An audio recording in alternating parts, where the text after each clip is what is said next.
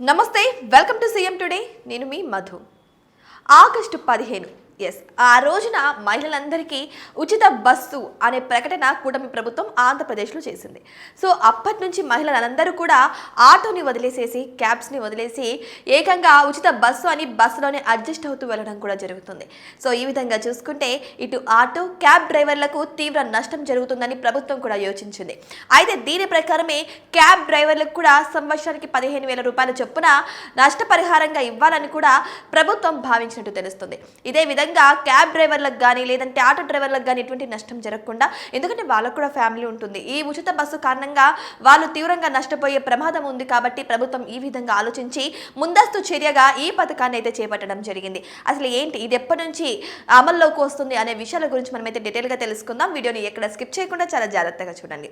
So డీటెయిల్స్లోకి వెళ్తే, 2న auto డ్రైవర్ల సేవలో మొత్తం లబ్ధిదారులు 3.10 లక్షల మంది. ఒక్కొక్కరి ఖాతాలో 15,000 చొప్పున జమ.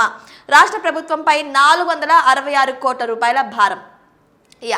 సో చూస్తుంటే ఏమనిపిస్తుంది అంటే, మనకు ఇప్పుడు వచ్చే 2వ తేదీ అంటే అక్టోబర్ 2వ తేదీ అంటే గాంధీ జయంతి. సో గాంధీ జయంతి సందర్భంగా క్యాబ్ డ్రైవర్లకు, ఆటో డ్రైవర్లకు అందరికీ కూడా ప్రతి ఏటా 15,000 రూపాయల జమ చేయనున్నట్టు తెలుస్తుంది. సో అది ఆ రోజే ఈ పథకాన్ని ప్రారంభించబోతున్నట్లయితే తెలుస్తుంది. ఇంకా డీటెయిల్గా చూసుకుంటే, రాష్ట్రంలోని ఆటో, క్యాబ్ డ్రైవర్లకు ఏటా 15,000 రూపాయల చొప్పున ఆర్థిక సాయం అందించడానికి రంగం సిద్ధమైంది.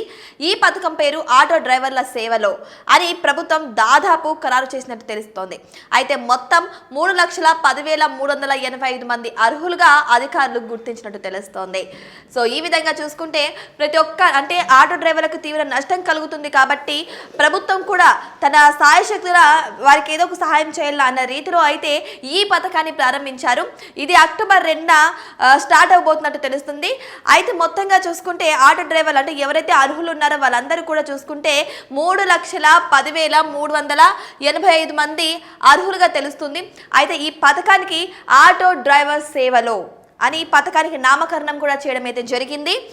అంతేకాకుండా గాంధీ జయంతి సందర్భంగా అక్టోబర్ 2న వీరి ఖాతాలో సీఎం చంద్రబాబు చేతుల మీదుగా నిధులు జమ చేరుస్తారు. అయితే ఈ పథకం అమలుతో రాష్ట్ర ఖజానాపై 466 కోట్ల రూపాయల భారం పడుతుందని ప్రభుత్వ వర్గాలు తెలిపాయి. సో ఈ విధంగా చూసుకుంటే అక్టోబర్ 2న నారా చంద్రబాబు నాయుడు అంటే సీఎం నారా చంద్రబాబు నాయుడు చేతుల మీదుగా ఈ పథకం అయితే ప్రారంభం కాబోతున్నట్టు తెలుస్తుంది. ఈ పథకం కోసం ప్రభుత్వం మీద 466 కోట్ల రూపాయల భారం పడబోతున్నట్లు పలు వర్గాలు కూడా చెప్పుకొచ్చాయి.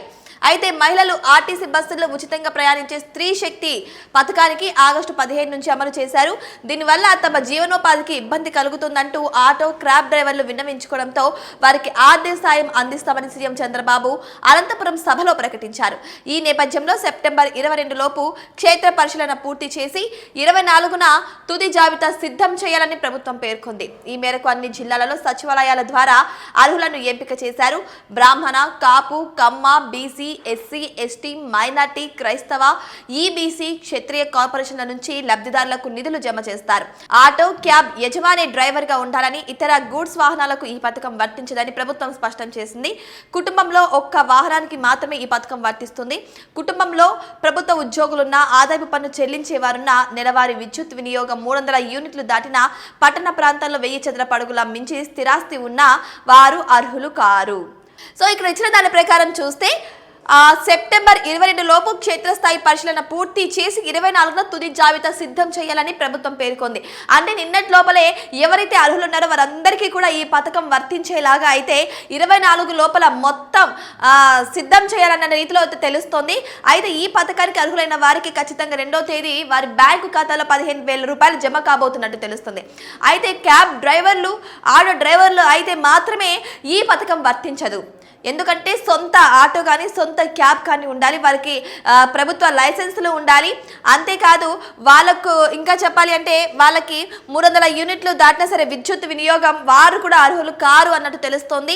ఇక పట్టణ ప్రాంతాల్లో 1000 చదరపు అడుగుల మించి స్థిరాస్తి ఉన్నవారు కూడా అర్హులు కారు అన్నట్టే తెలుస్తోంది. అంతేకాదు కుటుంబంలో ఎవరికైనా ప్రభుత్వ ఉద్యోగాలున్నా, ఆదాయపు పన్ను చెల్లించే వారున్నా సరే ఈ యొక్క పథకం వర్తించదు. అంతేకాదు ఒకటే ఇంట్లో ఇద్దరు అర్హులు కూడా ఉన్నా సరే ఒక్కరికి మాత్రమే ఈ పథకం వర్తిస్తుంది. ఈ విధంగా నారా చంద్రబాబు నాయుడు అనంతపురంలో పెట్టినటువంటి ఒక బహిరంగ సభలో ప్రసంగించడం అయితే జరిగింది. సో ఈ విధంగా చూసుకుంటే ప్రతి ఒక్క ఆటో డ్రైవర్, క్యాబ్ డ్రైవర్ అంటే ఎవరైతే అర్హులు ఉన్నారో వాళ్ళు సచివాలయంలోకి వెళ్ళి రిజిస్టర్ చేయించుకోవచ్చు. సో ఆ యొక్క మొత్తం డేటాని కూడా ప్రభుత్వానికి నిన్ననే పంపినట్టు తెలుస్తుంది.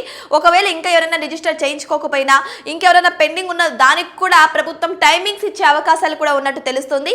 అయితే అర్హులున్న ప్రతి ఒక్కరికి కూడా ఈ పథకం వర్తించబోతున్నట్టు తెలుస్తుంది.